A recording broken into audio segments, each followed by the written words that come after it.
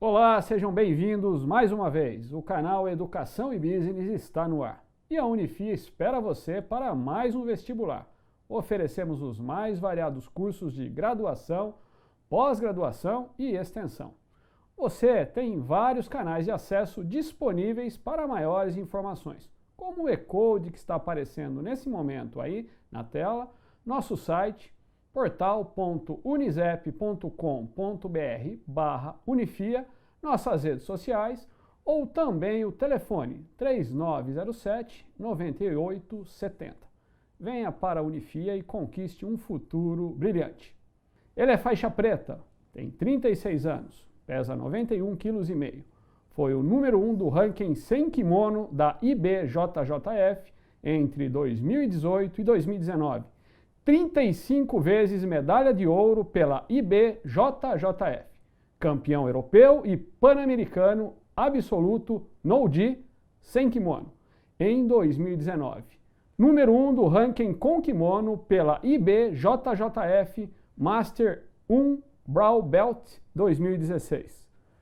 Hoje estamos recebendo o campeão de Jiu-Jitsu, Júlio Viotti. Júlio, seja muito bem-vindo ao canal Educação e Business. É um prazer tê-lo aqui conosco. Olá pessoal, é um prazer estar aqui e receber esse convite. Estou aí para poder responder essas perguntas. Muito obrigado. Essa entrevista será realmente muito interessante. Nós temos aqui um mega campeão. E a primeira pergunta, Júlio, que eu gostaria de lhe fazer é a seguinte: como é que foi a vida do campeão Júlio Viotti antes da luta e como se iniciou a sua relação com o esporte, mais especificamente com o jiu-jitsu? Nossa, bom, a minha vida, a infância foi, eu tenho um pouco como se fosse uma selva. Quando eu era criança, acho que o bullying era muito grande. Eu nasci aí com um problema congênito aí tive toxoplasmose intuterina. Então atingiu aí, eu perdi 80 a 90% da minha visão do olho direito. Tive uma perda aí de 25 a 30% do olho esquerdo e não tinha o senso de distância. Atingiu também a minha coordenação motora fina, então eu tinha muita dificuldade de coordenação, tinha muita dificuldade de senso de distância. Então eu sofri bastante na infância, não conseguia entrar em nenhum esporte, não era muito bem aceito. Mas sempre gostei muito de arte marcial, sempre gostei muito de esporte. Cresci aí vendo Karate Kid e outros filmes mais, Van Damme. E com 15 anos eu descobri que eu tinha um parente de São Paulo que chama Fábio Gurgel, que é um dos maiores nomes do jiu-jitsu no mundo, e que ele era meu parente e ele estava fazendo no UFC. Até então você não sabia que ele era seu parente? Não sabia. Descobriu ao acaso? Descobri assistindo o UFC, estava lá Fábio Gurgel, e meu pai estava falando de um livro da família Gurgel, falando que era uma família só no Brasil. Eu falei, nossa, será que ele é meu parente? Liguei para um tio no Ceará, ele, não, é sim e tal, é a mesma família. Cara, aquilo me deu uma paixão tão grande que eu falei, eu quero fazer isso. E nisso você estava com quantos anos, Júlio? Eu estava com 15 anos. 15 anos. Aí eu fui fazer jiu-jitsu, mas era outros tempos.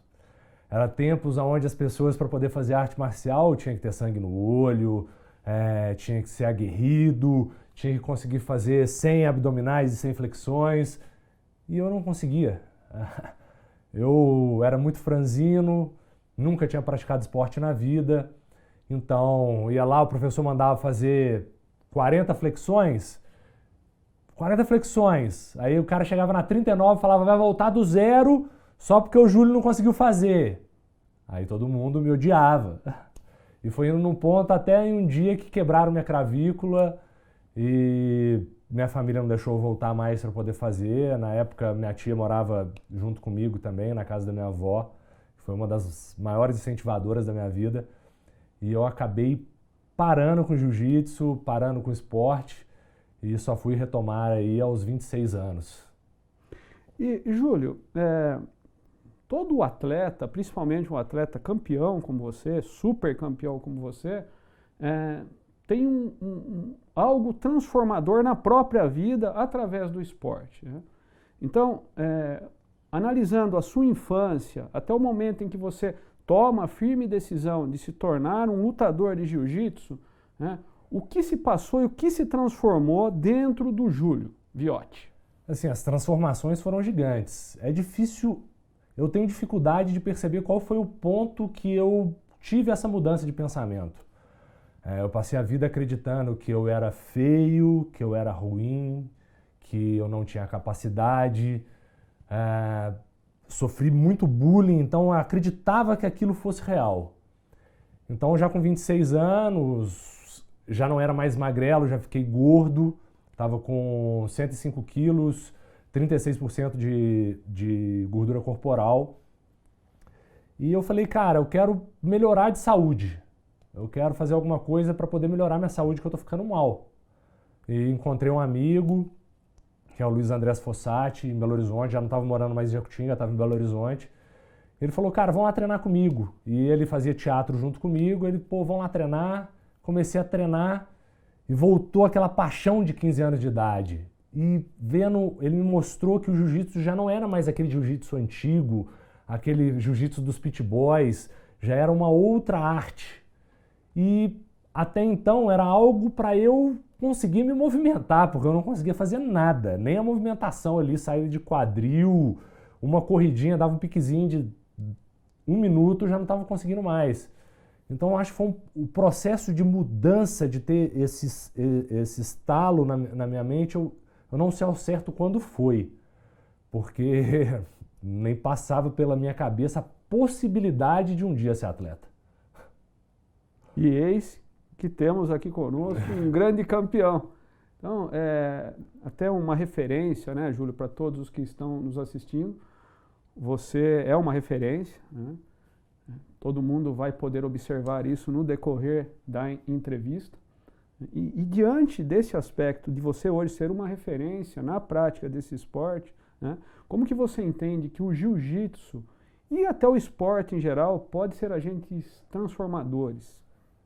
Cara, acho que hoje em dia nós temos na mídia, acho que na sociedade, péssimos exemplos de como lidar, de como ser. E o esporte ainda tem aquela característica disciplinadora. Não disciplinadora, aquela coisa de exército, essa coisa abusiva. Mas eu falo de mostrar para a criança como ela deve se portar, como ela deve fazer, não só para a criança, mas também para o adulto. Eu fui disciplinado no jiu-jitsu depois de adulto, então acho que o esporte tem essa mudança de você querer coisas mais saudáveis, de você ver o que vai te atrapalhar, o que é bom, o que é ruim. Acho que o esporte, ele faz um divisor de águas, ele te mostra isso de uma maneira sutil e de uma maneira onde ou você segue um objetivo ou você segue outro. O esporte, ele consegue te mostrar essa coisa, ele consegue fazer você ter essa distinção. Então acho que o esporte é um grande caminho para poder mostrar, não só para as crianças, mas para os adultos, para toda a sociedade, qual caminho seguir. Muito bom. Júlio, eu estou muito curioso para que você nos conte sobre as suas conquistas, né? Algumas das tantas conquistas aí que você tem. Mas antes, até para o público que está nos assistindo nesse momento poder entender um pouco melhor, né, o que é o jiu-jitsu na sua essência, né, onde surgiu, o que é o jiu-jitsu de fato? Então, porque a gente está falando agora o que eu faço é o jiu-jitsu brasileiro, que é o BJJ, que é o Brazilian Jiu-Jitsu.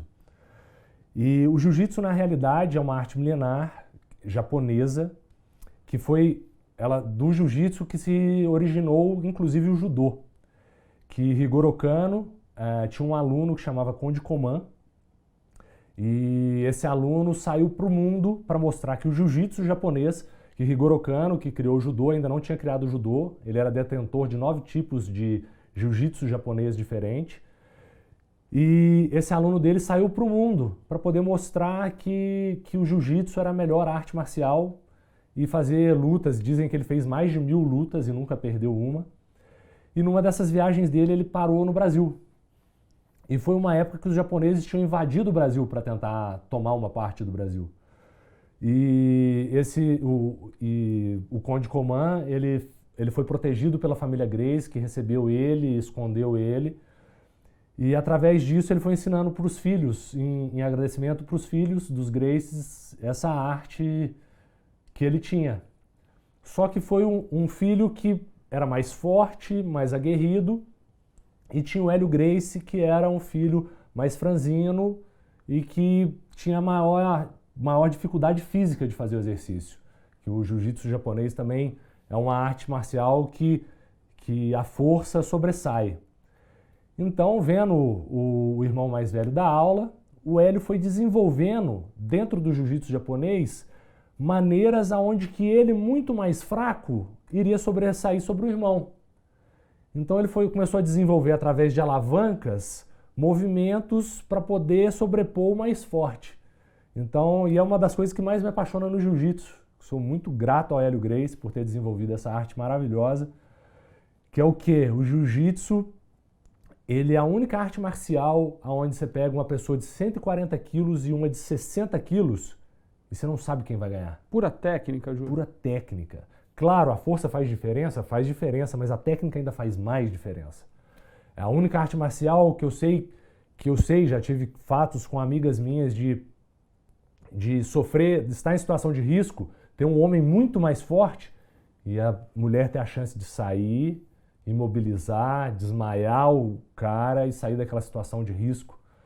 Então, eu vejo o jiu-jitsu como algo essencial para o desenvolvimento da vida, para a pessoa poder viver com mais tranquilidade, a maneira que você se porta com o mundo. Isso, para mim, fez muita diferença.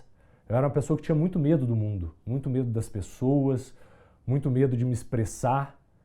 E saber o jiu-jitsu, você se sente mais tranquilo, mais confiante. Eu tenho até uma irmã de 17 anos e ela está morando em Belo Horizonte, fazendo o cursinho que vai prestar para medicina. E ela me falando, Ju, eu ando em Belo Horizonte confiante, sabendo que se alguém mexer comigo, eu sei me defender. Então, cara, eu ouço aquilo com tanto orgulho de ter levado aquilo para minha família e poder deixar minha irmã, que muito mais nova do que eu, imagina, eu tenho 36 anos, ela tem 17, saber que eu posso deixar ela confiante, que ela pode andar, que ela vai saber se defender, que se acontecer alguma coisa de risco, ela vai conseguir sair.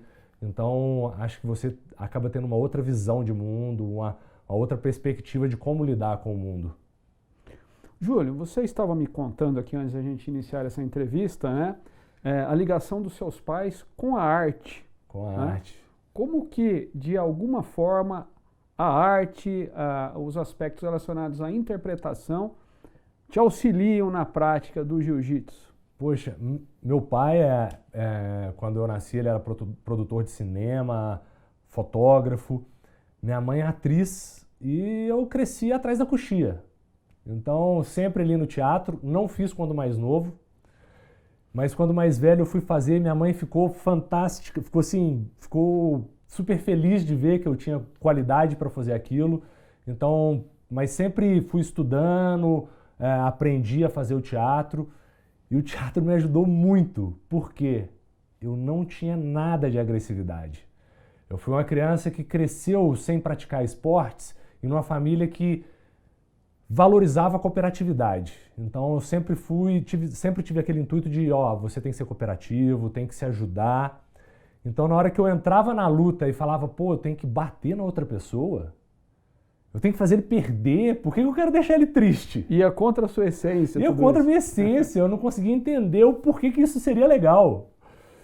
Então eu falei, cara, eu preciso de alguma coisa que vai atrair uma parte em mim que não existe. Que essa parte de ter agressividade, de ficar aguerrido, de querer ganhar, de querer vencer o outro. Então eu comecei a criar arquétipos, personagens. Então comecei a desenvolver personagens, comecei, antes da luta entrava e começava, cara, esse cara machucou minha mãe, esse cara me assaltou, esse cara agrediu minha família. Eu começava a criar coisas desse tipo para poder entrar com uma energia que eu não tinha. E é muito interessante como quando você cria e acredita realmente que aquilo aconteceu, que você vai criando, que é uma técnica do teatro para você criar o personagem, você cria aquilo, aquele sentimento vira energia.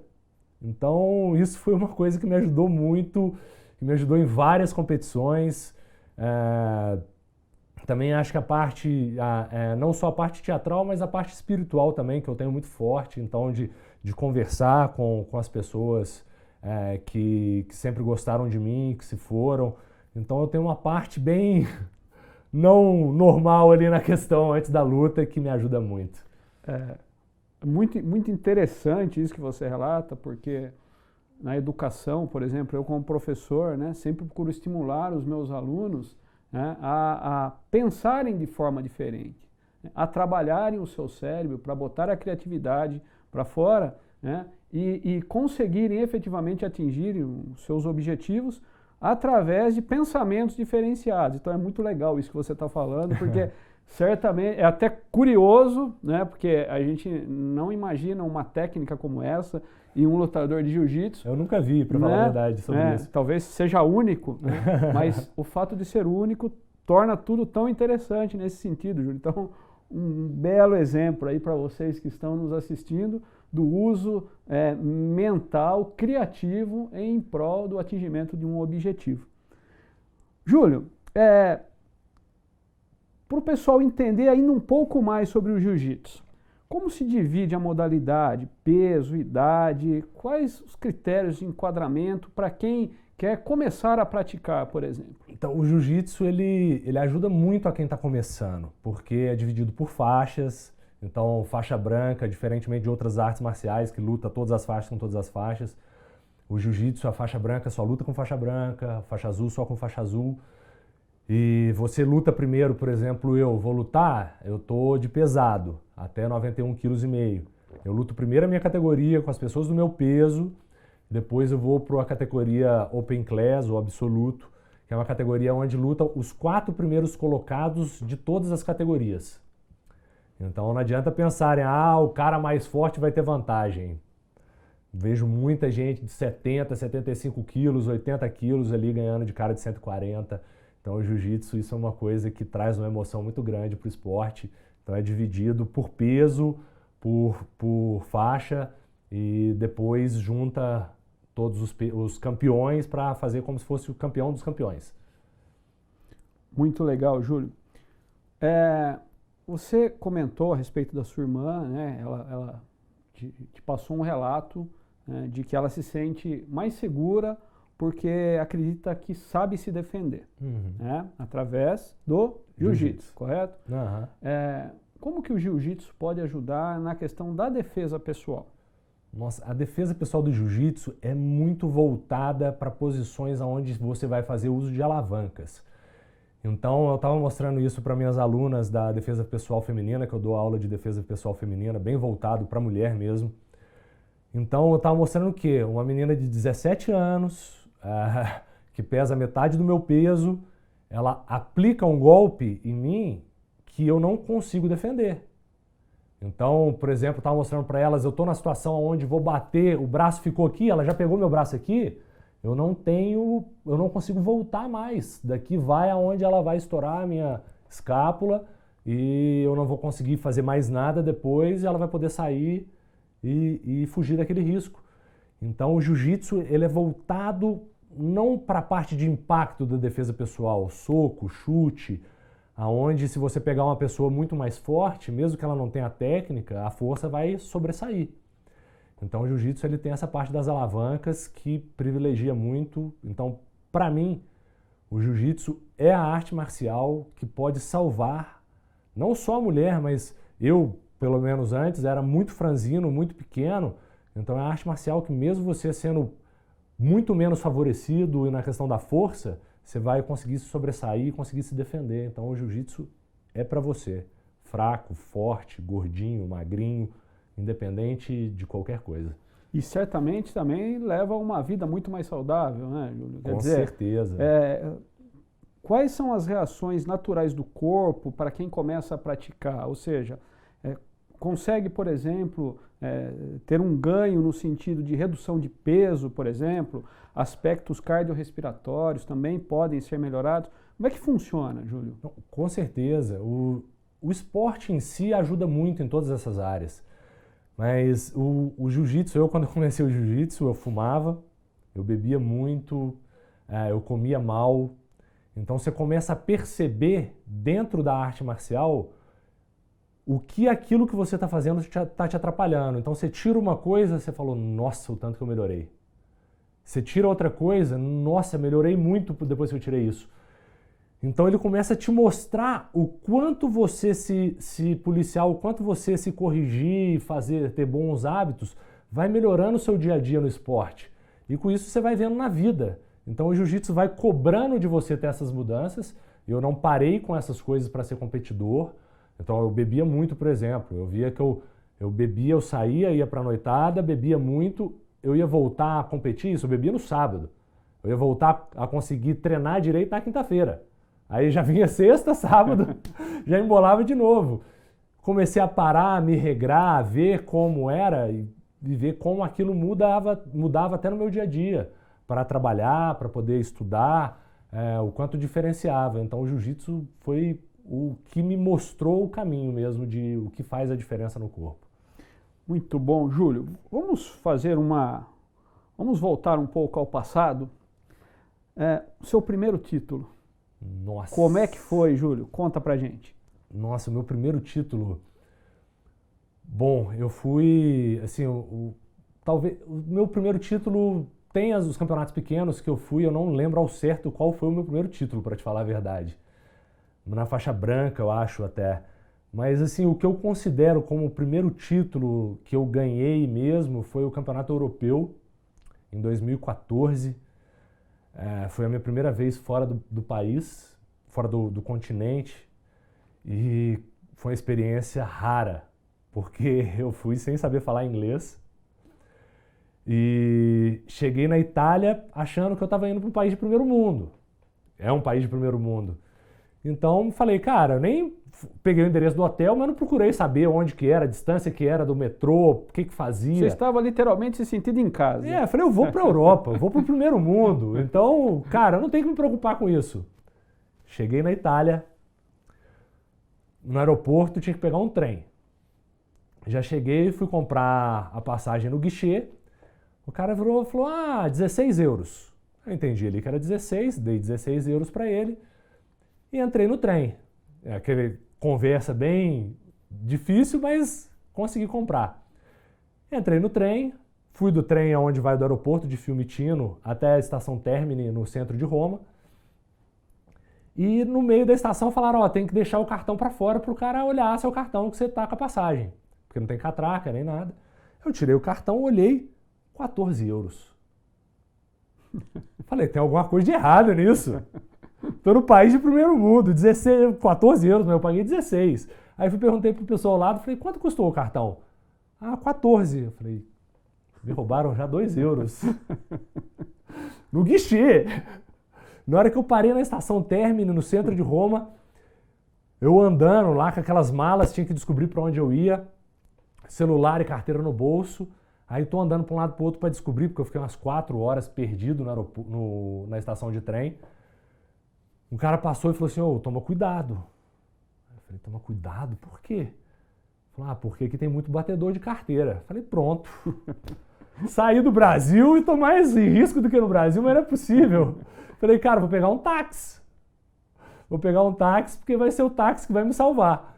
Saí da estação da Termini lá em Roma, fui pegar um táxi. Cheguei lá no táxi, o táxi mostrou o endereço para ele, ele falou, tranquilo, tranquilo, 50 euros. Eu falei, quê?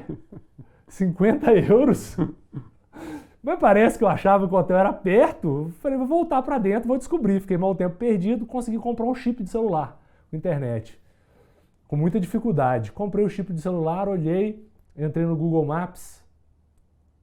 Tava a 2 quarteirões do hotel. Então, eu descobri ali que eu estava quase um estrangeiro no Rio de Janeiro, né?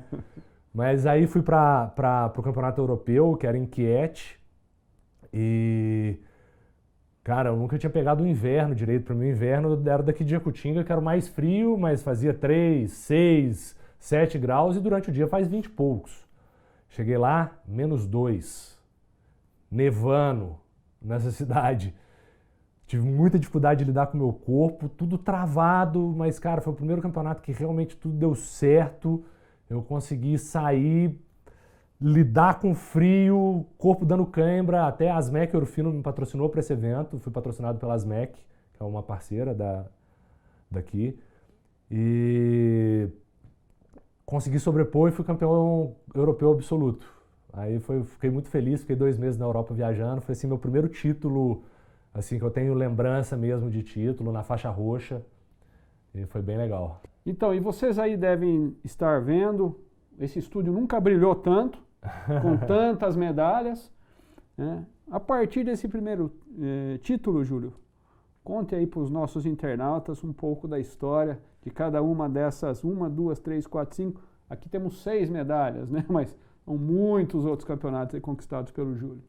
O que eu trouxe aqui são medalhas de Grand Slam, que são os campeonatos mais importantes. Fora de Grand Slam tem uma aqui são 2 do Londres Open, que é um evento internacional bem importante.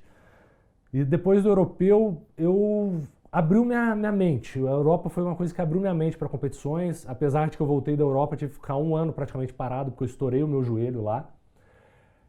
Aí tive que fazer 2 cirurgias, mas aí voltei, que foi o Pan-Americano também, pós-cirúrgico, tinha feito a cirurgia nos 2 joelhos, retirada do menisco, e consegui ir para o Pan-Americano de pós-cirúrgico, também outras histórias de Uber me deixar a 3 km do evento, eu ter que andar 3 km com mala nas costas. Sempre um desafio. Sempre um desafio. Eu parei a 3 km do evento, o Uber me deixou lá, o celular não pegava, porque eu só tinha internet nos lugares, tive que ir andando pro evento, chegou no evento eu não conseguia andar, porque tinha feito cirurgia nos 2 joelhos, cheguei no evento com muita cãibra, passando mal, primeira luta levei uma joelhada no supercílio, o árbitro não queria deixar eu voltar para lutar, eu falei, não é possível que eu não vou lutar, o Pan-Americano. Nós temos inclusive cenas dessa luta e vamos dar uma olhadinha?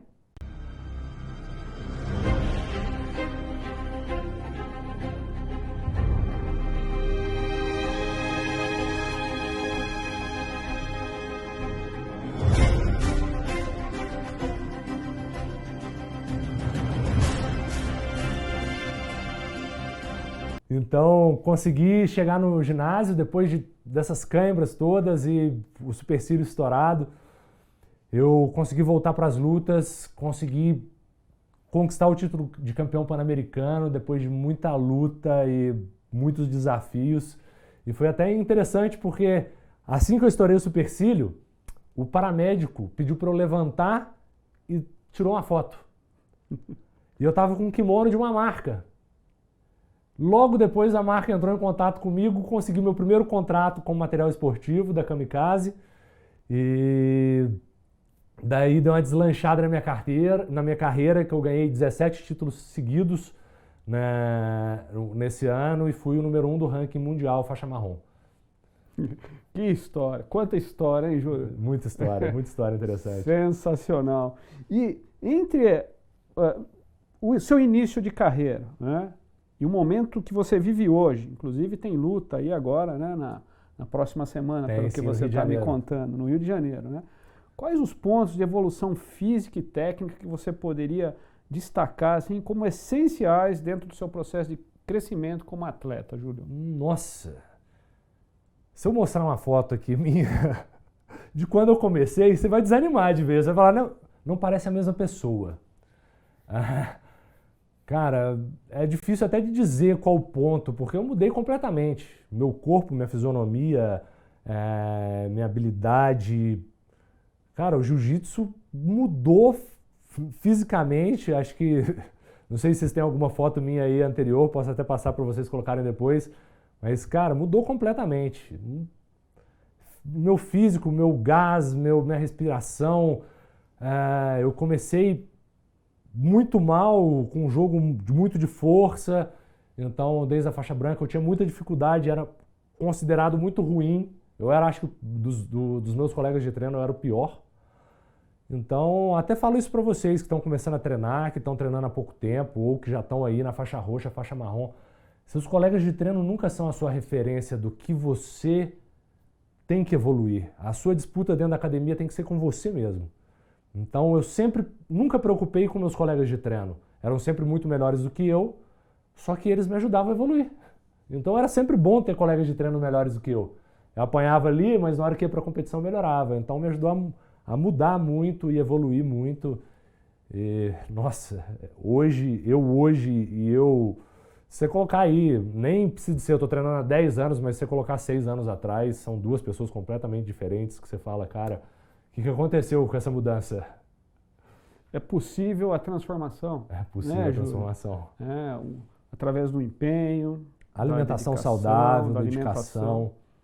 Com certeza, você acaba tendo que se privar, não para aprender o jiu-jitsu, né? Porque o jiu-jitsu ele aceita, mesmo você com péssimos hábitos ou mais gordinho, ou a pessoa que não come tão bem, ele aceita essas pessoas. Mas a partir do momento que você quer ser atleta, é diferente. Então acho que de 6 anos para cá o que mudou foi essa consciência de ser atleta.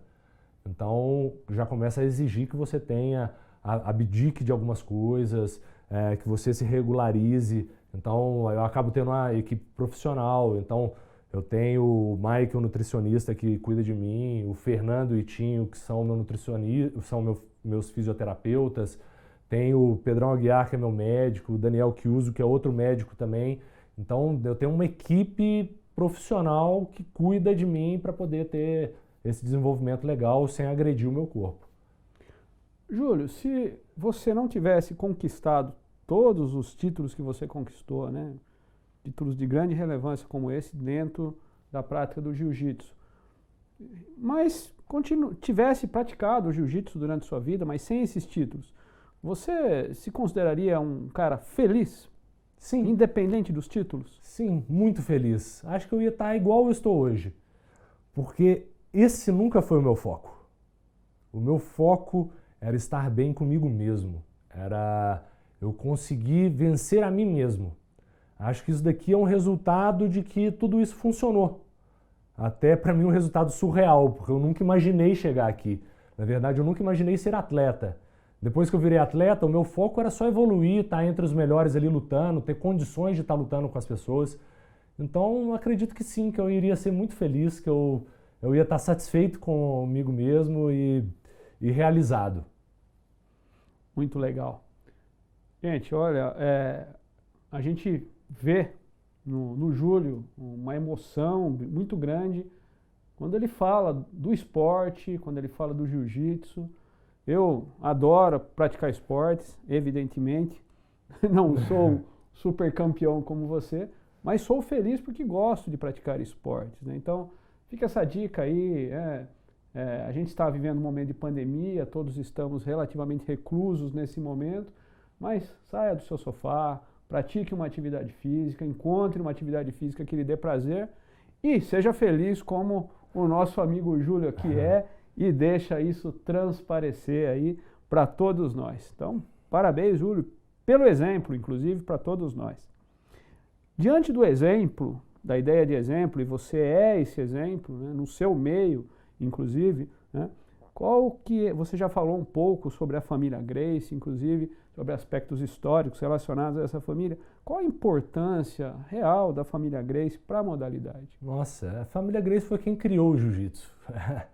O Hélio Gracie é um cara que foi fenomenal, viveu aí 100 anos e nesses 100 anos de vida ele trouxe muita coisa, foi ele que criou tudo. Então a família Gracie hoje ainda é quem comanda o jiu-jitsu, quem dita as regras, até a Federação Internacional, na minha placa de número 1, você vai ver aqui que tem a assinatura do Carlos Gracie Jr.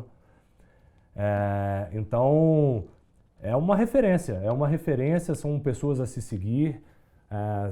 Claro que tem maus exemplos, tem péssimos exemplos dentro da família Gracie, com certeza, ainda com uma família enorme como eles são, mas eles têm uma história fantástica, pessoas fantásticas no meio que eu me espelho muito. Júlio, sobre a possibilidade do jiu-jitsu compor o rol de esportes olímpicos, como que isso está hoje? Nossa, isso é um sonho. Eu até acreditava que fosse Aliás, entrar... é um sonho seu? É um sonho meu. Ir para as Olimpíadas? Não, ir para as Olimpíadas não, mas ver o jiu-jitsu lá era um sonho meu. Eu converso com alguns atletas, colegas meus, e eles sempre relatam que tem a complicação da questão do patrocínio, o patrocinador patrocina a equipe, não pode ter o patrocínio pessoal, então eles veem algumas dificuldades nisso, mas eu tinha esse sonho de ver o jiu-jitsu olímpico e eu achava que ele ia entrar no Brasil como esporte de apresentação, porque o jiu-jitsu já tem um número de países praticantes necessário, mais do que o número de praticantes necessários no mundo, porque são muitos. Você anda nos Estados Unidos, na cidade dos Estados Unidos, você fica impressionado. Toda vez que eu vou para os Estados Unidos eu fico impressionado, porque eu olho academia de jiu-jitsu. 2, 3 quarteirões depois, academia de jiu-jitsu de novo. Então é muita academia, são muitos praticantes, é um esporte que virou referência mundial. Então eu ainda não consigo entender o porquê não entrou. Tem essa luta muito grande. Está perto, Júlio, disso acontecer, na sua opinião? Eu achava que sim, até porque o presidente do COB é faixa preta de jiu-jitsu. Mas eu acho que a coisa já é um pouco mais política, é muito dinheiro envolvido, porque se vira olímpico também tem que ter só uma confederação, a confederação já não pode ser particular, então você pega um campeonato mundial de jiu-jitsu hoje, dá 7 mil atletas, 7 mil atletas a $160 a inscrição, quantos milhões de dólares dá um campeonato de jiu-jitsu?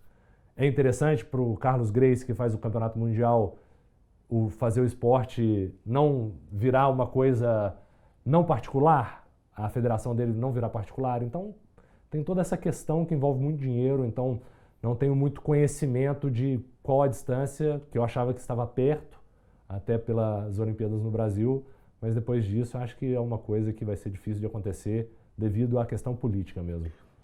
E se comparando às outras modalidades de lutas, das mais diversas, né, que posição o jiu-jitsu ocupa no mundo hoje, em termos de número de praticantes? Número de praticantes, eu acredito que o jiu-jitsu, se não for a de maior número, está muito próximo. Muito próximo. Hoje, você entra nos Emirados Árabes, por exemplo, nos Emirados Árabes é obrigatório o jiu-jitsu desde criança. Desde a pré-escola. Hoje tem mais de 1000 professores de jiu-jitsu brasileiros morando nos Emirados Árabes. A Ásia pratica muito jiu-jitsu, a Oceania pratica muito jiu-jitsu, a Europa está lotada de academia de jiu-jitsu, a América do Norte nem se fala. Então, com o crescimento do MMA, alavancou ainda mais a necessidade do jiu-jitsu, porque você pode saber lutar em pé, mas se você souber lutar em pé e não souber lutar no chão, você não entra no MMA. O cara que sabe lutar no chão, para ele entrar no MMA, ele treina um pouquinho em pé e ele já entra. Então, a base essencial do MMA é o jiu-jitsu. Então a necessidade do jiu-jitsu no mundo aumentou muito com o MMA. Claro que tem outras vertentes, outras necessidades que as pessoas também fazem, mas acredito que hoje o jiu-jitsu está aí entre as artes marciais mais praticadas do mundo, se não for a mais. Em termos de apoio financeiro, Júlio, falando de Brasil, né, há apoio financeiro suficiente hoje? Ou você, como a grande maioria dos atletas dos mais variados esportes, tem que batalhar demais para conseguir apoio financeiro e, consequentemente, ter o apoio técnico adequado para praticar o esporte? Cara, eu demorei muito a conseguir trabalhar isso. Hoje em dia não adianta você ser só atleta. Você tem que trabalhar a sua parte de marketing, você tem que trabalhar a sua exposição pública, você tem que ter um trabalho legal sobre ela. Eu tenho uma empresa legal que sempre cuidou muito da minha parte de visibilidade, mas eu faço muito e foco muito nessa parte. Então, o apoio em nível nacional, eu acho que não existe, para te falar a verdade. A nível estadual também nunca vi. Então depende muito do poder público municipal de cada um. Então, por exemplo, na minha cidade, que é Jacutinga, foi desenvolvido um projeto de lei de auxílio ao atleta, e nesse projeto de lei prevê que os atletas têm direito à inscrição, atletas de um nível maior têm direito à inscrição e passagem aérea. Então, eles têm um comitê que avalia e tem uma verba focada naquilo para poder ajudar o atleta a alavancar. E isso é muito necessário. Na minha cidade, graças a Deus, eu tenho vários parceiros, vários patrocinadores. Então eu tenho um patrocinador que me ajuda com dinheiro, eu tenho outros patrocinadores que, por exemplo, eu não pago para fazer exame médico, eu faço Nossa, eu vou fazer exame, o médico pede para mim exame que dá mais de uma folha. Se fosse fazer particular, ia dar, não sei, R$1.500, R$2.000. Eu faço isso de 3 em 3 meses. Então seria impossível. Mas aí, igual em Jacutinga, eu tenho o patrocínio da Sirius, faz todos os meus exames médicos, tenho fisioterapeuta, tenho médico, tenho restaurantes que me ajudam, empresas de suplemento. Então, nessa parte, eu consegui suprir, fazer um negócio legal e, claro, dependendo de todas essas pessoas que me ajudam muito. Você é um multiplicador do jiu-jitsu, né? Como que é o seu dia a dia? Deve ser muito intenso, né? Treinamentos pesados, não deve ser com certeza o jiu-jitsu é uma prática esportiva que exige muito do aspecto físico, né? E como é que é o seu dia a dia no sentido, Júlio, de preparar outras pessoas para a modalidade? Porque você tem uma escola. Sim, tem Nos uma conte escola. Um pouco aí sobre essa sua atividade. Essa escola começou faz muito pouco tempo. Começou agora no dia 2 de novembro. Eu não tinha pretensão nenhuma de ter a minha academia no Brasil, porém meu professor acabou fechando a academia dele e tive uma pressão popular muito grande para eu abrir a minha academia, até para eu poder estar treinando também. Então eu abri a academia Viotti BJJ, que leva o meu nome não por eu ser Júlio Viotti, mas porque eu tenho um apego muito grande com o sobrenome Viotti, e até essa academia é num casarão histórico de 90 anos atrás, que meu bisavô construiu, sabe? Que começou do zero e conseguiu ter o dinheiro, construiu um casarão gigantesco, então tem a academia debaixo dela, então... Esse casarão é da sua família? É da minha família. Então é um casarão histórico, que tem uma capela dentro do casarão, então tem todo esse apego, então eu escolhi o nome Viotti BJJ para continuar esse apego da família, do que eu tenho com o sobrenome. Então eu acabo usando esse espaço para dar aulas de defesa pessoal feminina. Ainda não comecei com as aulas infantis, assim que for liberado eu vou estar começando a dar aula infantil também. E tem uma equipe aí de colegas de treino, tem uma equipe de vários alunos também que estão começando agora, mas tudo com todos os cuidados adequados devido ao momento que a gente está vivendo. Mas acredito que assim que acabar essa fase, vai ser um projeto que já está decolando, mas vai decolar ainda mais. Está dando super certo. Muito legal, muito legal. Multiplicar o que amamos, né? Exatamente. Isso é fundamental. Eu sou apaixonado por educação, adoro dar aulas, então eu tento ajudar a multiplicar, né, para as pessoas que também querem fazer parte desse rol da atividade educacional. Eu ajudo também a multiplicar, evidentemente, um pouco do que eu sei, para que se amplie aquilo que eu tanto gosto de fazer. Muito, muito legal, Júlio, muito bacana, né? Você realmente é um exemplo de dedicação, de esforço, de determinação, de coragem. Acima de tudo, é um exemplo, né, de que nada cai do céu, de que tudo precisa realmente de muita dedicação, muita força de vontade para se atingir o ápice. E por falar em ápice, Júlio, o céu é o limite para você?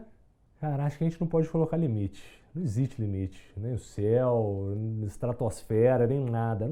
Você não pode se limitar. A partir do momento que você coloca um limite, na hora que você chegou nele, aí você vai ter que dobrar o limite, como diz nossa ex-presidente, mas não existe isso. Eu acho que você não deve se limitar. Você tem que deixar muito aberto para as coisas acontecerem. Foi o que eu fiz. O Júlio traçou a meta de ir lá e ser o primeiro do ranking mundial. Não tracei essa meta. Eu tracei a meta de evoluir o máximo que eu pudesse evoluir. E eu consegui evoluir ao ponto de chegar em primeiro do ranking mundial. Que é muito além do que eu sonhava. Se eu fosse criar uma meta, não era essa. Era bem abaixo. Então é melhor você não se limitar. Não crie limites. Vai sem limites, vai indo dentro do que você consegue fazer, vai se moldando e buscando a sua evolução o tempo inteiro. Júlio, vamos agora fazer um exercício de futurologia. Futurologia, se é que é assim, nossa. Se é que eu posso falar dessa forma. Daqui a alguns anos, né, como que você quer ver o jiu-jitsu no mundo? Cara, daqui uns 10 anos, eu gostaria de ver o jiu-jitsu sem limites. Um jiu-jitsu que fosse um jiu-jitsu para todos, aonde não existisse bandeira. Acho que o jiu-jitsu ainda tem uma coisa aguerrida da bandeira. Esse final de semana eu fiz um treinão lá na minha academia, e que foi focado exatamente nisso, trazer várias pessoas de várias academias diferentes, porque tem várias academias que tem aquilo, não, você treina aqui, é só aqui, a técnica é essa. Pessoal, eu fiz um treino na minha academia com atletas que amanhã podem ser meus adversários, mas ele só vai ser o meu adversário durante 10 minutos. Acabou aquilo, ele é meu amigo. Ele é mesmo que ele não seja um amigo pessoal, ele é meu amigo marcial. Ele está buscando o mesmo que eu. Ele evoluir, vai estar me ajudando a evoluir. Então eu fiz um treinão, eu passei a minha melhor técnica, eu trabalhei aonde eu sou melhor, eu mostrei para eles tentarem fazer também. Eu dividi com eles o que eu tenho de melhor. Porque de que serve o conhecimento se você guarda para si só? Não serve de nada. Então você tem que dividir. Então o meu sonho é daqui a 10 anos ver o jiu-jitsu assim, sem bandeira, que a amizade seja bandeira, que o jiu-jitsu seja bandeira, sem limites, sem essa coisa de guardar. Quando eu era mais novo, eu lembro de eu treinar uma vez na academia de um cara mais graduado, ele fazia uma posição, eu perguntava para ele, e aí, como é que faz isso aí? Ah, isso aqui é segredo. Poxa, que segredo? Tem que ensinar, tem que passar para frente. Passando para frente, o outro vai estar fazendo, você não vai conseguir mais fazer aquilo, você vai ter que evoluir aquela técnica. Então, eu desejo o jiu-jitsu aí com a cabeça mais aberta. E Júlio, você tem inúmeros momentos marcantes de conquista, como a gente está vendo aqui, né? Vamos ver um trechinho aí de um vídeo da conquista do Campeonato Europeu. Como é que foi, Júlio?